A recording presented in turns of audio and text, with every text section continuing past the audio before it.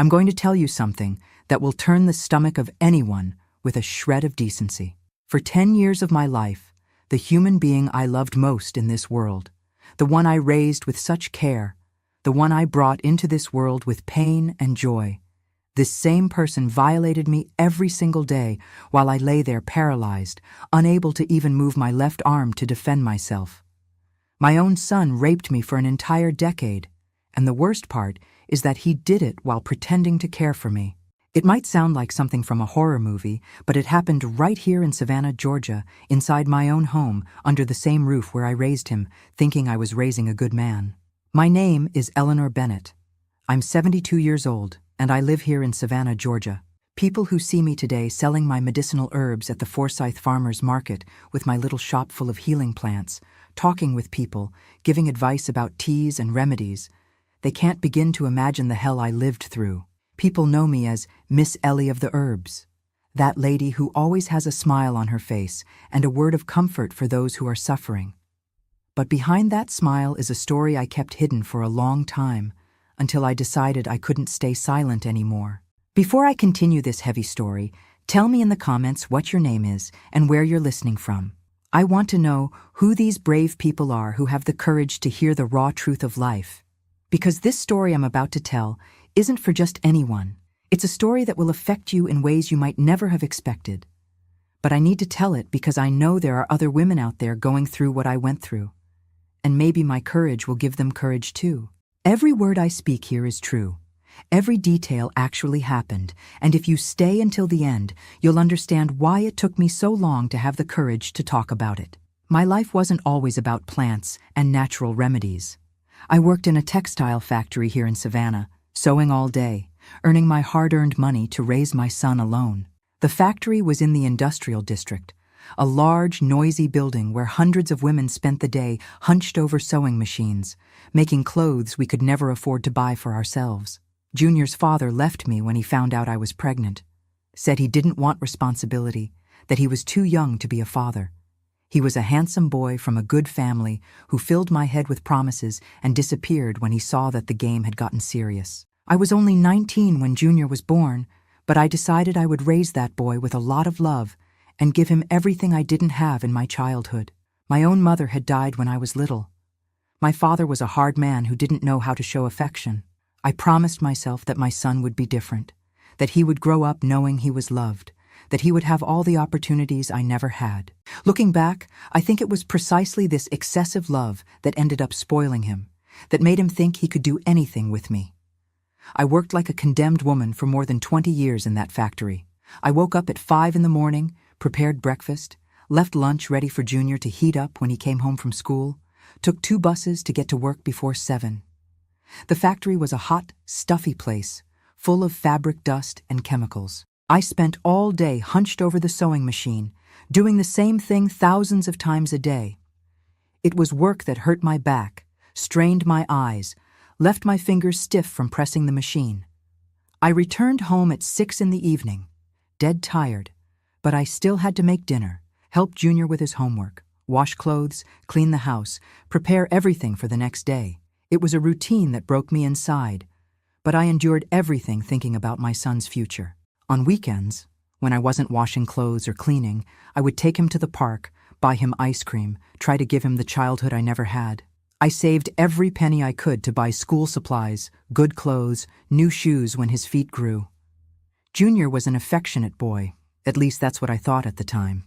He helped me at home, swept the yard, took out the trash, told me he loved me, said that when he grew up, he would take care of me. These words gave me the strength to continue working hard every day.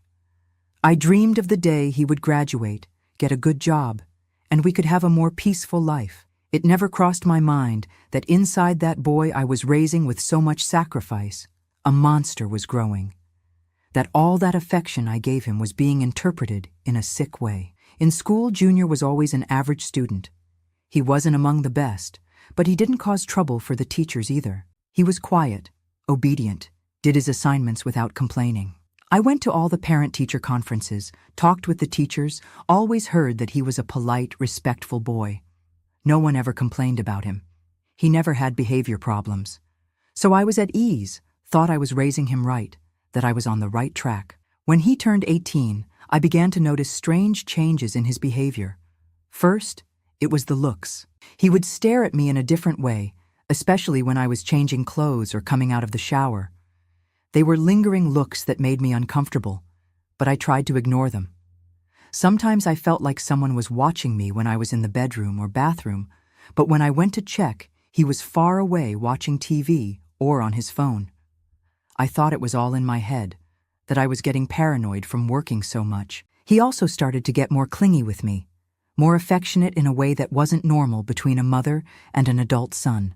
He wanted to hug me all the time, gave me kisses on the cheek that lasted longer than normal, was always making excuses to lean against me, to touch me. When I was in the kitchen cooking, he would come up behind me and hug me, pressing his body against mine in a way that made me feel strange. When I complained, he laughed and said he was being affectionate, that he couldn't even hug his own mother. Once he said he wanted to give me a massage because I was very tired from work. I let him, thinking it was a son's affection, but his massage was strange. His hands started on my shoulders as they should, but then went down to my back, to the side of my body, getting close to my breasts. When I said something, that it wasn't right, he laughed and said I was exaggerating, that he was just trying to relieve my tension, that I was seeing evil where there was none. Things gradually got worse, in such a subtle way that it took me a while to understand what was happening. He started entering my room without knocking, always with some excuse. He said he wanted to ask me something about school, or that he was looking for something I had borrowed, or that he wanted to talk about work. But I noticed that his eyes were glued to my body in a way that wasn't normal between mother and son. When I was in my nightgown, he would take longer to leave, staying there talking about anything just to keep looking.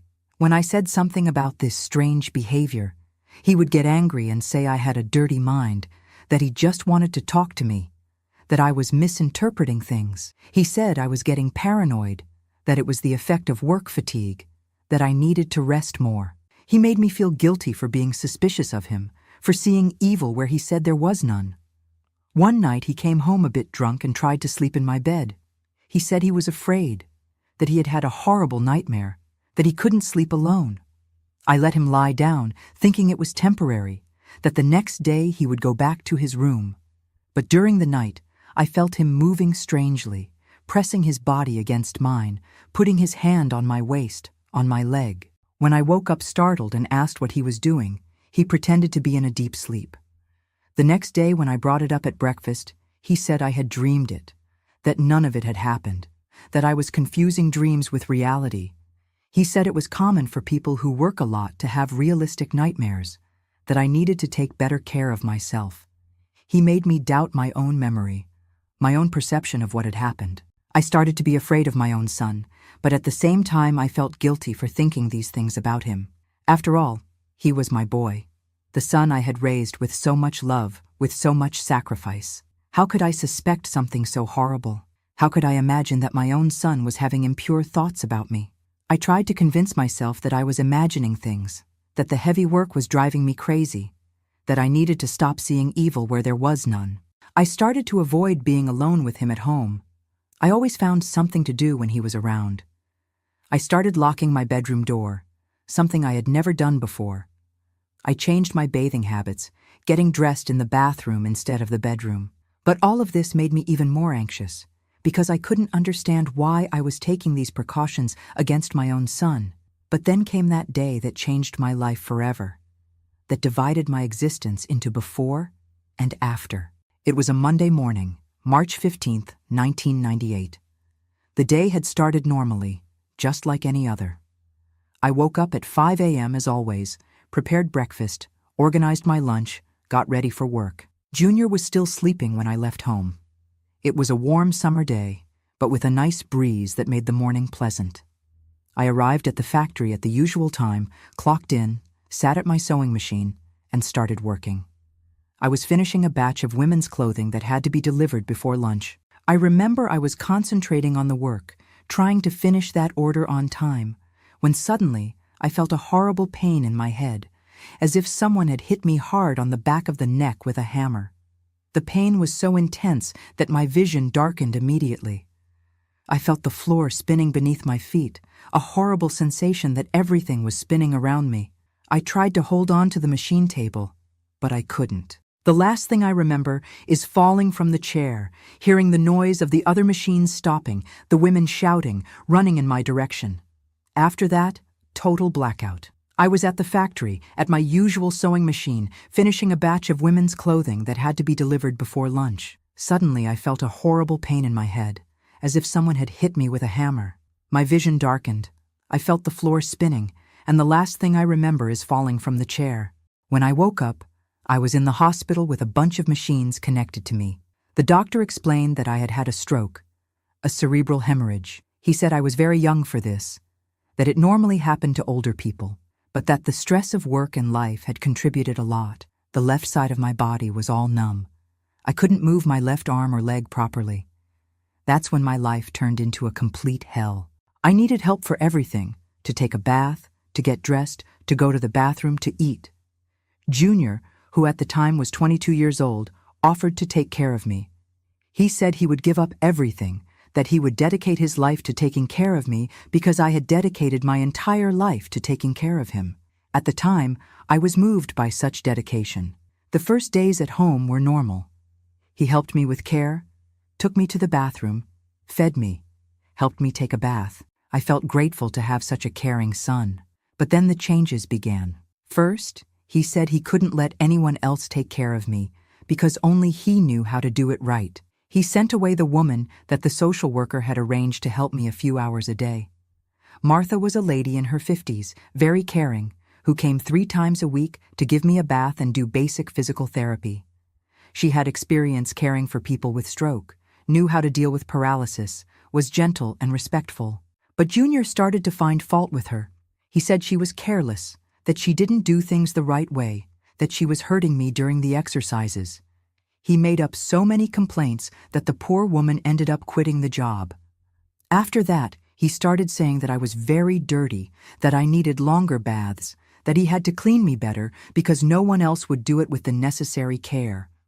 The baths that used to last 10 minutes with Martha started to last more than an hour with him. He said that a paralyzed person accumulates dirt in places that normal people can't even imagine, that if not cleaned properly, it could cause a serious infection, that I could even die if I didn't have adequate hygiene. His hands started to linger longer on certain parts of my body, especially on my breasts and my private area, always with these excuses of deep cleaning. When I complained that it wasn't right, that it didn't need to take so long, he said that's how it was, that people who couldn't move properly needed to be cleaned more carefully, that I didn't understand anything about medical care. He said he had researched on the internet about hygiene for bedridden people, that specialized sites recommended meticulous cleaning, that I should be grateful that he had the patience to do that. I tried to argue, but he always had a ready answer, always a medical justification for every disgusting thing he did. I started to realize that something was very wrong when he began to touch me in a way that had nothing to do with cleaning. They were lingering touches, touches that affected me in a way that left me with disgust and terror at the same time. He would run his hand over my breasts, making circular movements, saying he was checking if there were no nodules, that paralyzed women have a higher risk of cancer because of poor circulation. He touched my intimate area with his fingers, inserted them where he shouldn't, always saying he was cleaning secretions, that he was checking if there was no infection. But I was there, dependent on him for everything, unable to even get out of bed alone. What could I do? My left side was completely dead. I couldn't even push him away with my right hand because I had no strength. It was like being trapped inside my own body, seeing and feeling everything that was happening to me, but unable to react. The feeling of helplessness was desperate. It left me in panic. But it was no use screaming because there was no one to hear. The situation kept getting worse in a gradual way that made me question whether I was going crazy or if it was really happening. He started to control everything in my life. The visits I could receive, the medicines I took, the food I ate, the programs I watched on TV. He said it was for my own good, that he knew better than anyone what I needed, that as the primary caregiver, he had responsibility for all decisions related to my health and well-being. He isolated us from the world completely. He wouldn't even let the neighbors in to see me. When someone appeared at the door, He would answer and say I was sleeping, or that I was in pain, or that the doctor had recommended absolute rest. He always made up a different excuse to keep people away. With time, everyone stopped coming, believing that I really needed isolation to recover. And the abuses kept increasing day after day until it reached the point that you can't even imagine what this monster was capable of doing. But wait, before going straight to the end of this terrible story, I have to start at the beginning of my life, because otherwise you won't understand how a son can turn into a monster like this, how a person you raised with so much love can transform into such a cruel creature. After I left the hospital, completely dependent on him for everything, that's when the real nightmare began. What I thought was the care of a dedicated son turned into the most disgusting thing a mother can go through in life. It was as if he had been waiting years for that opportunity, as if my paralysis was exactly what he had been wanting. In the first weeks at home, when I was still adapting to the new reality of not being able to move properly, he said he needed to examine me every day to see if I wasn't developing bed sores from lying down too long. He said he had researched on the internet about care for bedridden people, and that people who stay in bed for a long time can have horrible wounds if not well cared for. He even showed me some impressive photos of infected bed sores that he had printed out. He said that could happen to me if I wasn't taken care of properly. I believed him, didn't I? He was my son, the only person I had in the world. Why would I doubt him? He seemed so concerned about me, so dedicated, spoke with such authority about the medical risks I faced. But these examinations started to last longer and longer, and his hands started to go to places that had nothing to do with caring for bed sores. He examined every inch of my body, said he had to check everything, that bed sores could appear anywhere. He started saying that my breasts looked different, that they seemed swollen, that he needed to massage them to improve blood circulation. He said he had read on specialized sites that women who stay in bed for a long time can have problems with breast circulation, and that massage was fundamental to avoid serious complications. His hands stayed there for a long time, squeezing, moving, making movements that left me with a horrible feeling in the pit of my stomach, a mixture of disgust, fear, and confusion. When I said it was hurting, or that I didn't like those touches, he replied that it was like that in the beginning it always bothers you, but that later the body gets used to it and even improves. He said I couldn't be selfish, that he was sacrificing his time to take care of me, that I had to collaborate with the treatment if I wanted to recover. He said this with a conviction that made me doubt my own feelings, made me think that maybe I was misinterpreting those touches. The first real incident, the one that marked the beginning of the more serious abuses, happened during a bath on a Thursday afternoon. He said I was very dirty down there, and that he needed to clean properly, or else I would get a terrible urinary infection that could kill me. He started touching me in a way that had nothing to do with cleaning, inserting his fingers where he shouldn't, saying he was removing accumulated dirt that I couldn't remove myself because of the paralysis. I tried to close my legs, used all the strength I had in the right side of my body to try to protect myself. But he held on tightly and spoke with that falsely affectionate voice. "Mom, relax, I'm your son. There's nothing wrong with this. You gave me baths my whole life when I was a child, cleaned my bottom, taught me about hygiene. Now it's my turn to take care of you." The comparison was absurd, disgusting, but he spoke with such naturalness that for a moment it made me question if I was exaggerating. From there, the baths turned into a real torture, sessions of horror that I knew would happen every day and that I couldn't avoid. He would spend more than an hour cleaning me, always with these disgusting excuses about hygiene and health. He said that a paralyzed woman needs special care, that I didn't understand anything about medicine, that he had researched everything on the internet and knew exactly what he was doing. And I was there, unable to move properly, depending on him for everything, with no way to resist or escape. It was a feeling of despair that I can't explain, a mixture of terror, disgust, and helplessness. Then began the touches he called medicinal, always with this excuse that it was medical treatment. He said he had to massage my belly every day for my intestines to work properly, that paralyzed people have constipation problems and that only abdominal massage solves it, that if he didn't do that, I could have intestinal obstruction and die. But his massages were strange.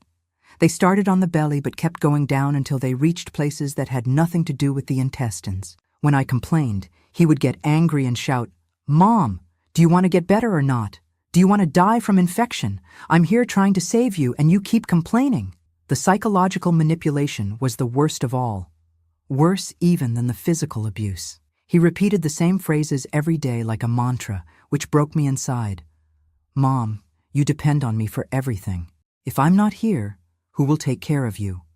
Who will feed you, take you to the bathroom, give you medicine?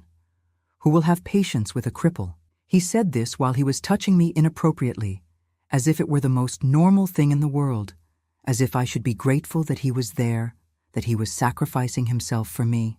He said I was a burden to anyone else, that only he had the patience to take care of a cripple like me, that if he abandoned me, I would rot in a horrible nursing home where no one would care about me. He painted such a terrible picture of my situation that I was terrified just thinking about the possibility of being without him, even knowing that what he was doing to me was wrong. It was a sick cycle of dependency and fear. When I tried to resist more, complain louder, or try to push him with the hand that still worked, he would start with subtle but very effective threats. He would speak with that calm, controlled voice. "Mom, who's going to believe a paralytic against me? Everyone here in the neighborhood, in the entire city, knows me as the dedicated son who gave up everything to take care of his sick mother. If you start making up lies about me, they'll think you've gone crazy because of the stroke, that you're having delusions." These words cut me like a knife because I knew he was right. Who would believe me against him? He started to control absolutely everything in my life, every detail of my routine. He no longer let anyone enter the house, not even the neighbors who came to visit from time to time. When Mrs. Johnson, from the house next door, appeared at the door asking how I was, he would answer and say I was sleeping because of the strong medication, that the doctor had recommended absolute rest, that visits made me agitated and hindered my recovery. The poor woman would leave worried, thinking she was helping by not bothering me. He told everyone that I was very debilitated, that the doctor had recommended absolute rest, that visits made me agitated and hindered my recovery. He isolated us from the world completely. I had no contact with anyone besides him. The threats became clearer. He said that if I told anyone anything, he would put me in a nursing home and say I had dementia because of the stroke. He said he knew people who worked in those places and that I would rot there, being mistreated by strangers, eating bad food, with no one to defend me. He painted such a terrible picture that I was terrified just thinking about it. Then came the day he decided to take care of my intimate needs, in a way I will never be able to forget. He said I had been without relaxation for too long, and that it was bad for any woman's health, especially a paralytic. He said he had researched, and that doctors recommended special exercises for women in my situation. When I understood what he wanted to do, I tried to scream, but he covered my mouth and said, "No one will hear anyway, Mom, and if they do, they'll think you're screaming in pain because of the paralysis." From that day on, my life turned into a complete hell. He established a horrible routine. In the morning, the bath with the disgusting touches. In the afternoon, the physical therapy he invented, and that included him touching me all over. At night, the special care that left me in a state of shock. All always with these excuses about health and medicine, as if he were doing me a favor.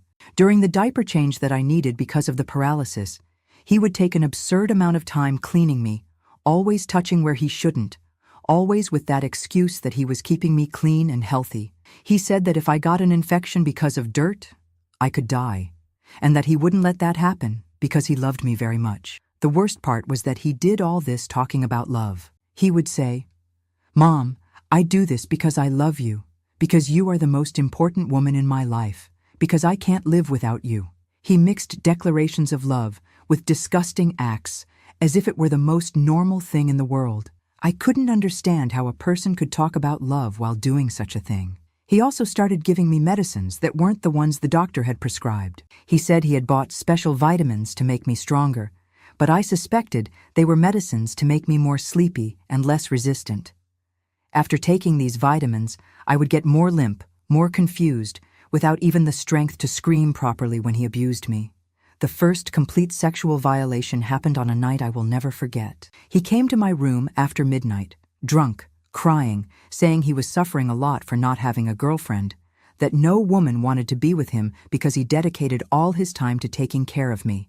He said I had an obligation to help him because it was my fault he couldn't get a girlfriend.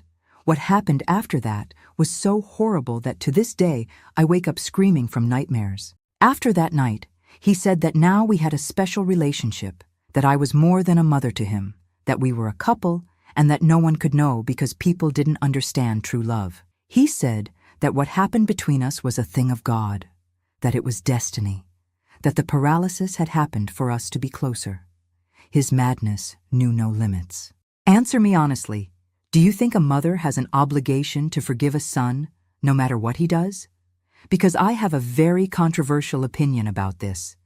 Tell me in the comments what you think, because what you're going to hear now about the years that followed will make you understand why I think this way.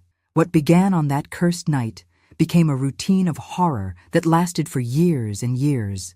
Each day that dawned was one more day of torment, one more day that I prayed for God to take me soon from this suffering. Junior transformed my life into a prison where I was a prisoner of my own body, and he was the cruelest jailer you can imagine. Every day without exception, he repeated the same abuses, always with those disgusting excuses of care and hygiene. In the morning, when he woke me up for breakfast, he would already start running his hands over me, saying he was checking if I had slept well, if I hadn't developed skin wounds during the night. But his checks were pure evil disguised as medical care.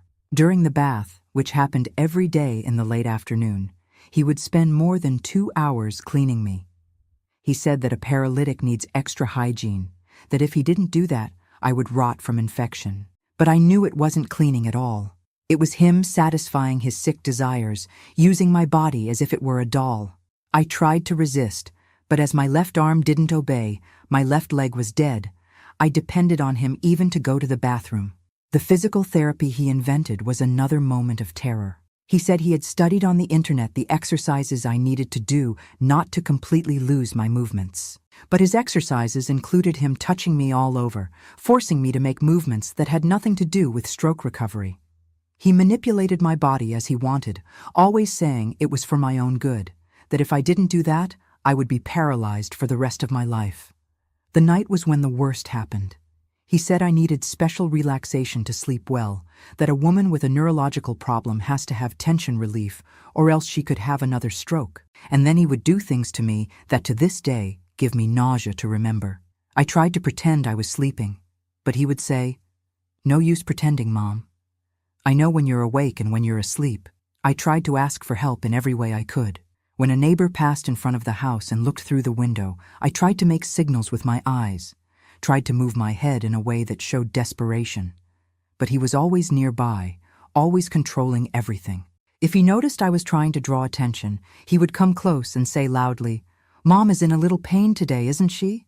But I already gave her the medicine. She'll get better soon." When the phone rang, he would answer it. He always told everyone that I couldn't talk because I was very debilitated, that the doctor had recommended voice rest. If they insisted too much on talking to me, he would bring the phone to me, but stay by my side listening to every word, making a nasty face if I tried to say something that could raise suspicion. I was even afraid to say help because I knew he would make me pay later. He controlled all the medicines I took. Besides the ones the doctor had prescribed for the stroke, he gave me others that he said he had bought at the pharmacy to complete the treatment. I suspected they were medicines to make me more docile, more confused, because after taking them, I would get very jumbled in my mind, unable to think straight, without even the strength to scream when he abused me. The visits were cut one by one. First, he said I couldn't receive my friend Nancy because she talked too loud and it affected my blood pressure.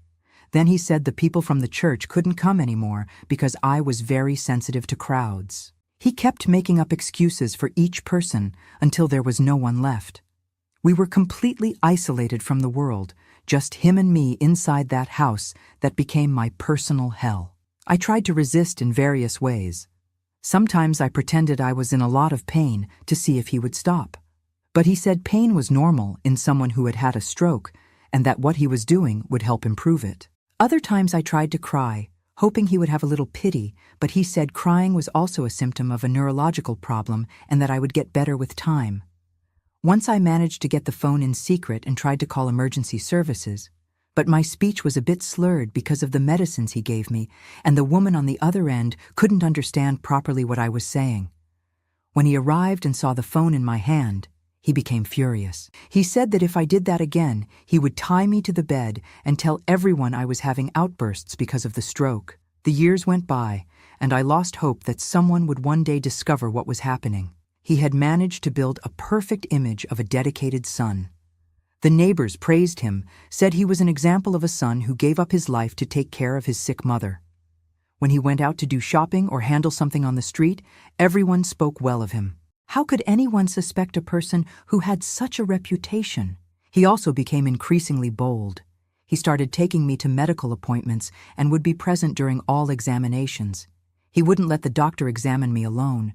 He said I got very nervous without him nearby, that I could have another stroke if I got agitated. The doctors thought this was normal.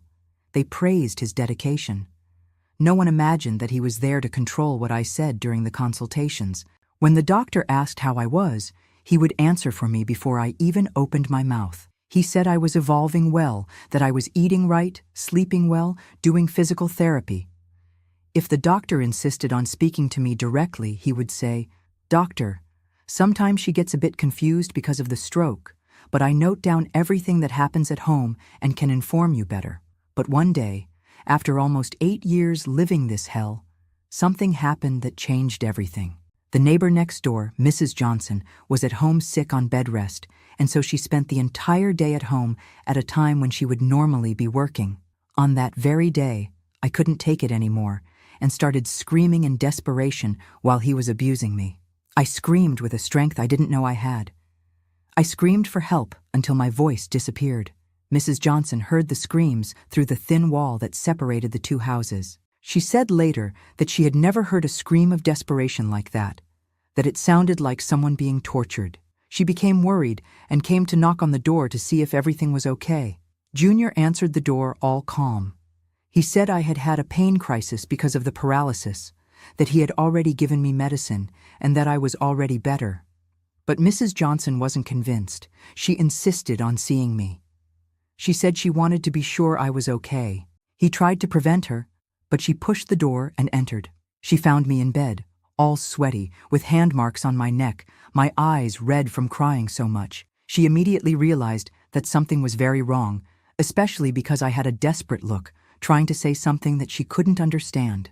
Mrs. Johnson said she was going to call emergency services, that I needed to go to the hospital. He tried to convince her that it wasn't necessary, that it was just a normal crisis, that I always got like that when I had pain. But she didn't listen and called 911 anyway.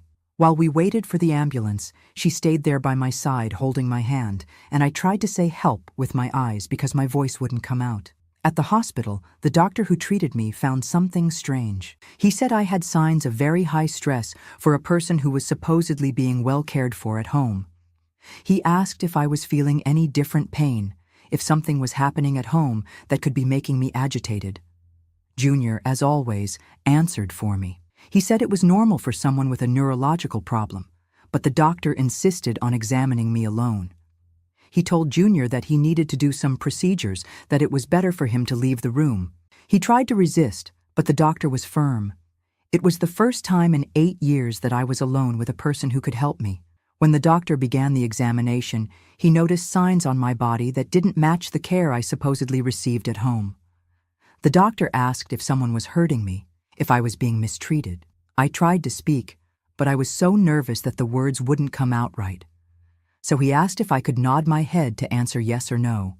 When he asked if someone in my family was hurting me, I managed to nod yes. When he asked if it was my son, I confirmed again.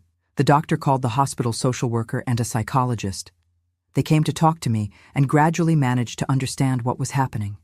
I told everything I could, even with my speech a bit slurred, even trembling with fear.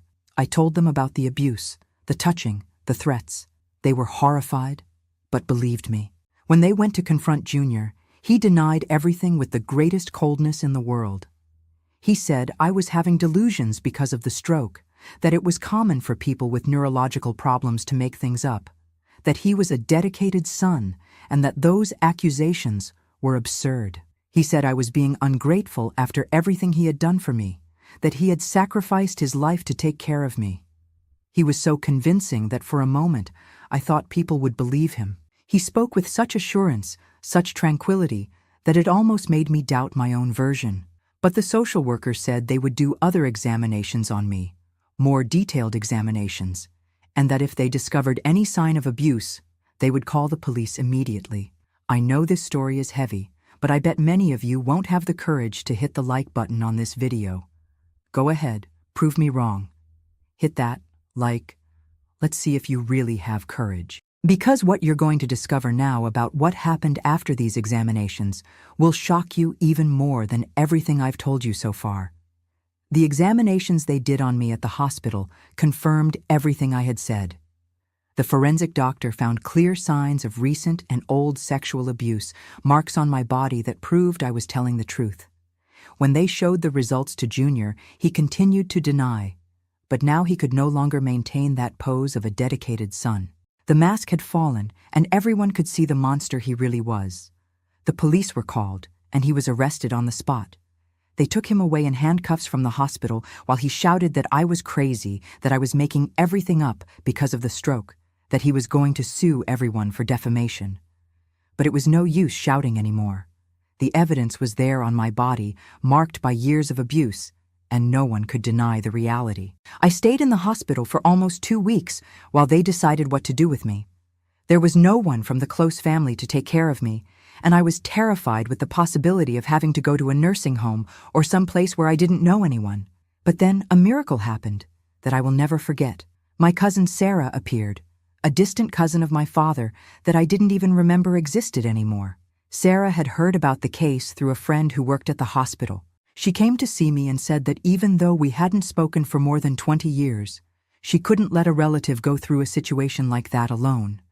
She said she had a house with a room on the ground floor, that she could take care of me, that she wouldn't leave me helpless. When I heard those words, I cried for the first time in relief, after years of crying, only in despair. Sarah's house was in a more distant neighborhood of Savannah, on a quiet street full of trees and simple houses. She had adapted the room for me with support bars in the bathroom, a lower bed so I could sit alone, a wheelchair for me to move around the house. For the first time in 8 years, I was in a place where I could be sure that no one would hurt me.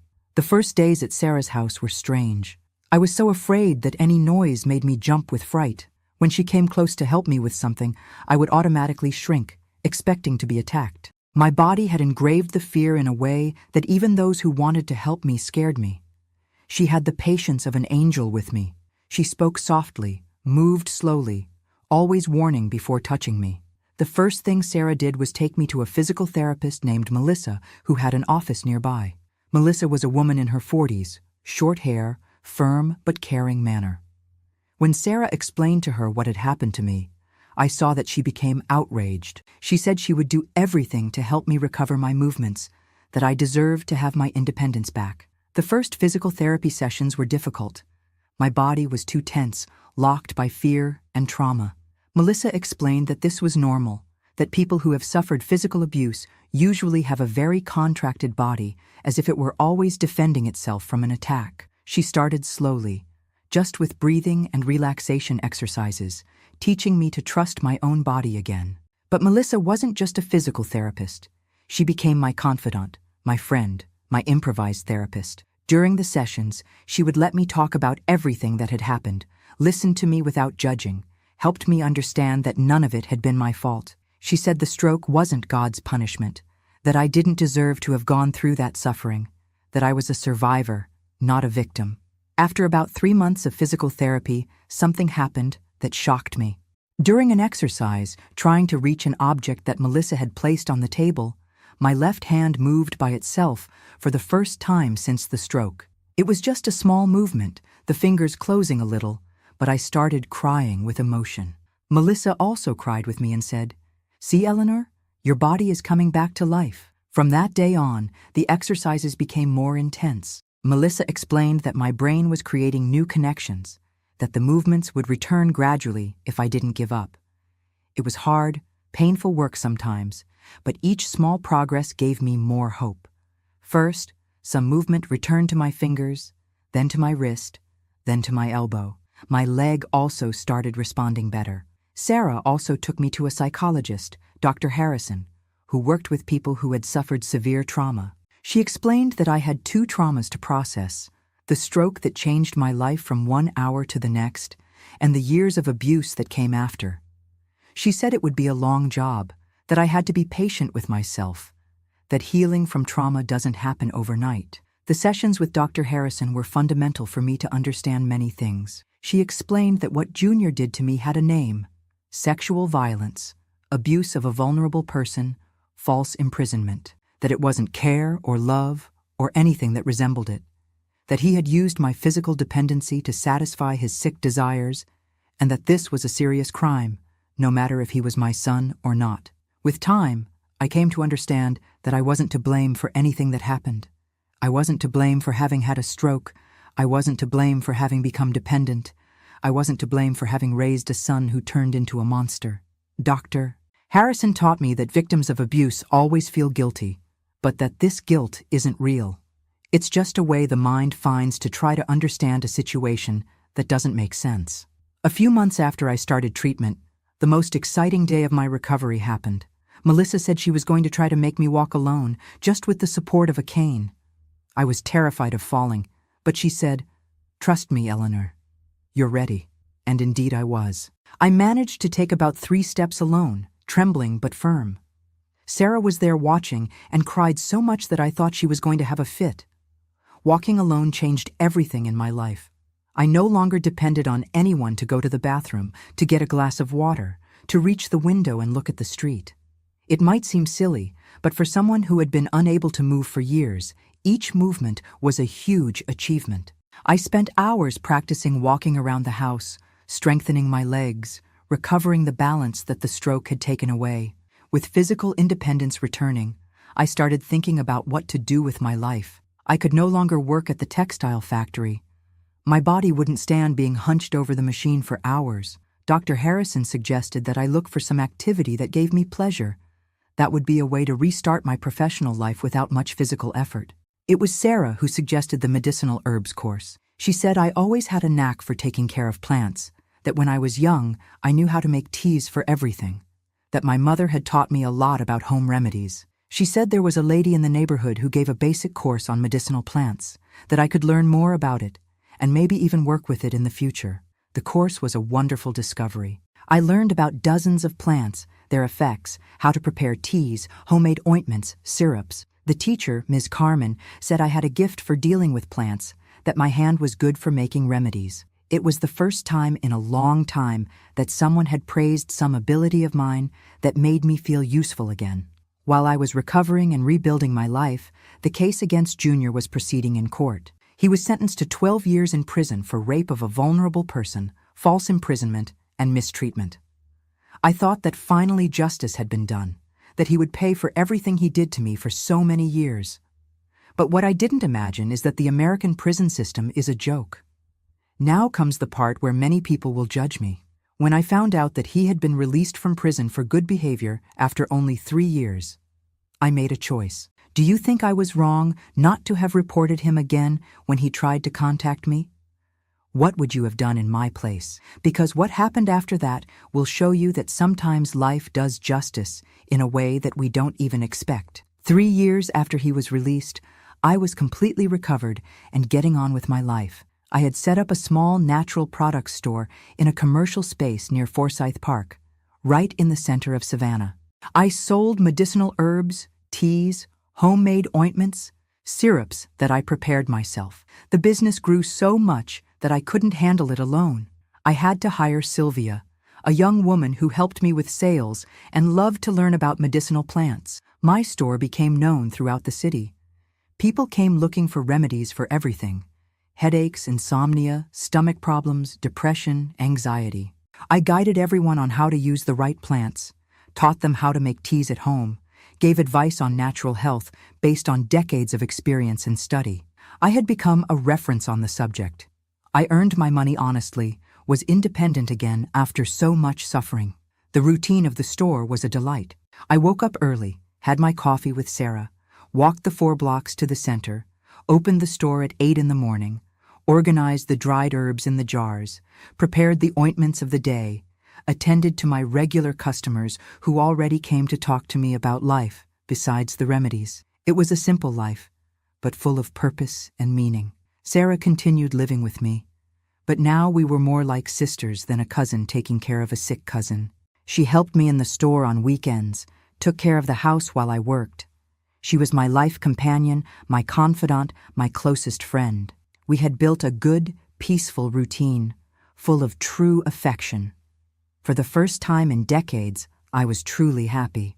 I had even found a boyfriend, Mr. Anthony, a 68-year-old widower who frequented my store to buy lemon balm tea for his nerves after his wife died. He knew my whole story, respected my past, treated me with a caring that I thought I would never feel again in my life. We didn't live together, but we saw each other almost every day.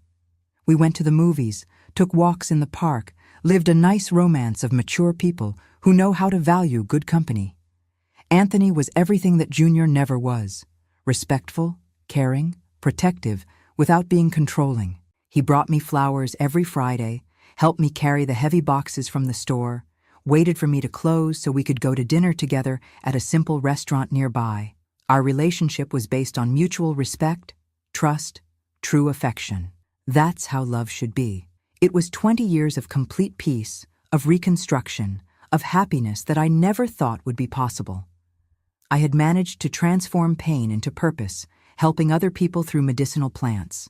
I received several invitations to give talks about overcoming, about entrepreneurship in the third age, about how to start over after 50. I became an example in the city, the woman who knew how to turn things around after going through hell. My store prospered in a way I couldn't believe. I started selling at a small 3-foot counter and ended up occupying the entire room with floor-to-ceiling shelves full of jars with herbs, a refrigerator with homemade ointments, a large table where I attended to people who came looking for more detailed guidance. I had customers who came from other cities just to buy my products. During these 20 years, I also created an informal support group for women who had suffered domestic violence. Every Tuesday, after I closed the store, we would meet in the back room to talk, share experiences, give strength to each other. Many women managed to get out of abusive relationships after participating in these meetings. It was my way of giving back all the help I received when I needed it most. The fame of my store spread so much that even a newspaper reporter came to interview me. A big article came out about female entrepreneurship in the third age, with my photo in the middle of the herbs, telling how I transformed a personal tragedy into an opportunity for a new beginning. I kept the clipping of the article framed behind the counter as a reminder that it was possible to succeed in life even after going through the worst. But then, on a Thursday morning last year, I was in the store organizing some jars of arnica ointment that I had just made when I heard a familiar voice asking for help. It was a trembling, weak voice, very different from the authoritative voice that had terrorized me for so many years. When I turned to see who it was, I almost fell backwards in fright. It was Junior, but not the strong, domineering man who had violated me for a decade. There at the door of my store was a broken man, thin, with yellowish skin, walking with great difficulty, leaning on a cane. His hair was graying and thin, his eyes sunken, his clothes too loose on the body that had melted away. He seemed to have aged 20 years in the last 10. He would have been almost unrecognizable if it weren't for that voice that still gave me chills. He saw me and started crying in that pathetic way that cowardly men cry when they're in need of something. He spoke with a choked voice. "Mom, I'm very sick. I need your help. The doctor said I have multiple sclerosis, that I'll become paralyzed if I don't have special care. Please don't abandon me." He stood there at the door of my store, trembling, hoping that I would feel sorry for him as a foolish mother who forgives everything. I looked at that man who had destroyed so many years of my life and felt a strange calm. I didn't feel anger, I didn't feel fear, I didn't feel pity. I felt an icy tranquility that I had never felt before. There he was, my tormentor, in the same situation I had been in one day, dependent, vulnerable, needing care, begging for help from someone he had hurt without mercy or pity. He continued talking, trying to move me. Mom, I know I did wrong things in the past. I know I hurt you, but now I need you. I have no one else in the world. You are my only family. I'm living in a little pension room. I can't work anymore. I can barely take care of myself. Please forgive me and help me. He was using the same emotional manipulation as always, but now he had no power over me at all. Sylvia, who was organizing some herbs on a shelf, realized that something was happening and approached. I whispered to her, "You can go to lunch. I'll resolve this here." She left discreetly, leaving us alone. I didn't want witnesses for the conversation I was going to have with that man who was once my son. I listened to everything he had to say without interrupting, observing every detail of that body that was once strong and was now debilitated. He told me that the multiple sclerosis had started about 5 years ago, that at first it was just some numbness in the legs, but that it got worse until he lost part of his movements, that his hands were also compromised, that he had difficulty holding objects, balancing, walking long distances. He told me that he had been fired from his job in construction because he could no longer carry weight, that the disability pension money barely covered the room where he lived and food, that he could no longer take a bath properly by himself, that sometimes he went days without being able to have a decent meal, that he was afraid of falling and having no one to help. When he finished speaking, I took a deep breath and said with the firmest voice I could, "Now you know what it's like to be dependent on someone, don't you? You know what it's like not to be able to defend yourself, to have to trust that the person who takes care of you won't hurt you, won't take advantage of your weakness." I saw his face changing color when he understood where I was going with those words. I continued speaking with a tranquility that surprised me. "Do you remember what you did to me for 10 years while I was paralyzed? Do you remember how you abused me every day, how you threatened me, how you turned my life into a hell? Do you remember that I begged you to stop, and you said I had to be grateful because you were taking care of me?" He tried to interrupt me, but I raised my hand and didn't let him. It was my turn to speak. He had to listen after so many years of making me shut up. "For years I begged you to have a little respect, a little humanity with me. You said I depended on you, that no one else would take care of me, that I had to accept everything silently because it was a favor you were doing. Now it's you who's dependent. It's you who needs care." I saw that he was getting desperate, realizing that I wasn't going to give in to emotional blackmail as he expected. He tried to change strategy. "Mom, I was young. I was immature. I didn't know what I was doing. Now I understand that I was wrong, that I hurt you. I regret everything. I swear to God I regret it." But I had heard that talk before, at the time of the trial. "You regret it because you need me now, not because you understood the harm you did to me. If you were in good health, with money, independent, you would never have appeared here asking for forgiveness. Your regret is self-interest, not true remorse." I said this looking straight into his eyes, without turning away my gaze for even a second. He tried the last card, the most disgusting of all. "Mom, I know you're a good person, a person of faith, a person who forgives. You've always been like that. You've always had a big heart. You won't let your own son die of abandonment, will you? What will people think if they know you denied me help?" Then I laughed in a way that even I was startled by. "My son died a long time ago. What's in front of me is just a stranger who once did me a lot of harm indeed. And you know what people think of me today? They think I'm a brave woman who knew how to overcome a horrible trauma, who built a new life after 50. That's what matters. Now you're going to leave my store and never come back. You're going to look for some public nursing home, some charity institution, someone who is paid by the government to take care of you.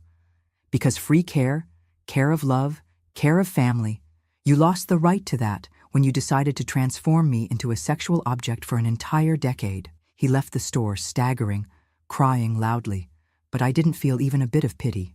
After he left, I locked the door of the store, turned the little sign to closed, and sat in the chair behind the counter. I cried a lot, but it wasn't a cry of sadness. It was a cry of total liberation.